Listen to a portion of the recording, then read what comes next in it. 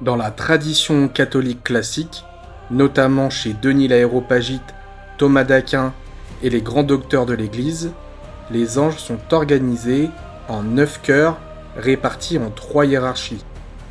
Cette organisation ne décrit pas seulement un ordre de puissance, mais une proximité croissante avec Dieu et une fonction particulière dans l'ordre du cosmos. Les anges les plus proches des hommes sont simplement appelés les anges. Ce sont les messagers ordinaires du monde céleste.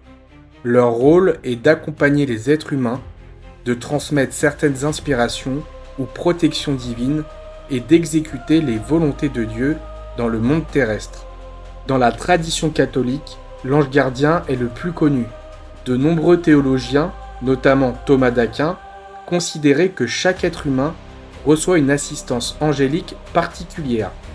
Dans le livre de Tobie, par exemple, l'ange Raphaël accompagne discrètement la jeune Tobie sous une apparence humaine, le protège pendant son voyage et finit par révéler sa véritable nature céleste.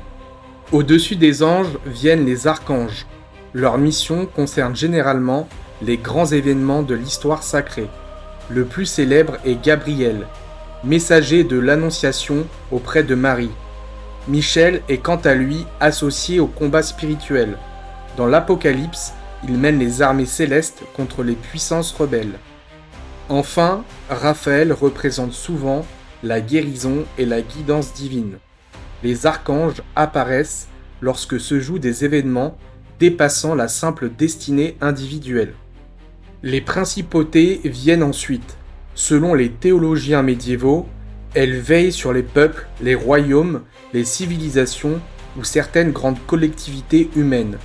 On retrouve cette idée dans le livre de Daniel, où il est question de principes spirituels liés à des nations.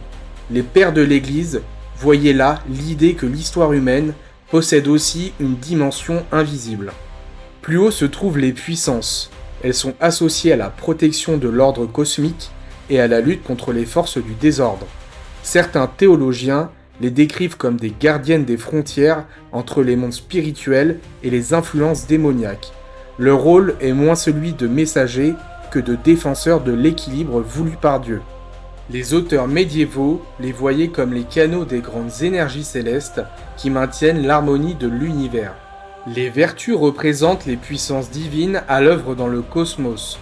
Dans la tradition chrétienne, elles sont parfois associées aux miracles ou aux manifestations de la force divine dans la création. Au-dessus viennent les dominations. Elles symbolisent l'autorité spirituelle et l'ordonnancement des hiérarchies inférieures. Les dominations transmettent les commandements divins au cœur inférieur et assurent la cohérence de l'ordre céleste. Elles représentent une souveraineté parfaitement soumise à Dieu, sans domination arbitraire ni orgueil. Puis viennent les trônes. Leur nom évoque le siège de la présence divine. Ils symbolisent la stabilité, la justice et le repos absolu dans la volonté divine. Certains mystiques les décrivaient comme des êtres d'une paix immense, portant en eux le reflet de la justice divine. Dans les visions prophétiques, notamment celle d'Ézéchiel, l'image du trône céleste devient centrale. Roue de feu, lumière éclatante et stabilité cosmique. Encore plus élevés sont les chérubins. Dans la Bible, ils apparaissent dès la Genèse, gardant l'entrée du paradis après la chute d'Adam et Ève. Contrairement aux représentations populaires d'Angelot, les chérubins sont associés à une intelligence redoutable et à la contemplation des mystères divins. Thomas d'Aquin les relie à la plénitude de la connaissance. Dans certaines visions prophétiques, ils portent plusieurs visages et des ailes couvertes d'yeux, symbole d'une conscience cosmique tournée vers Dieu. Enfin, au sommet de toute la hiérarchie se trouvent les séraphins. Leur nom signifie « les brûlants ». Ils incarnent l'amour pur et la proximité la plus intense avec Dieu accessible dans la création. Le prophète Isaïe décrit les séraphins autour du trône divin, chantant sans cesse « Saint, Saint, Saint est le Seigneur ». Ils possèdent 6 ailes, 2 couvrent leur visage devant la gloire divine, 2 couvrent leurs pieds et 2 servent à voler. Les mystiques y voyaient le symbole d'un être totalement consumé par l'amour divin, au point qu'il ne subsiste plus aucune volonté séparée.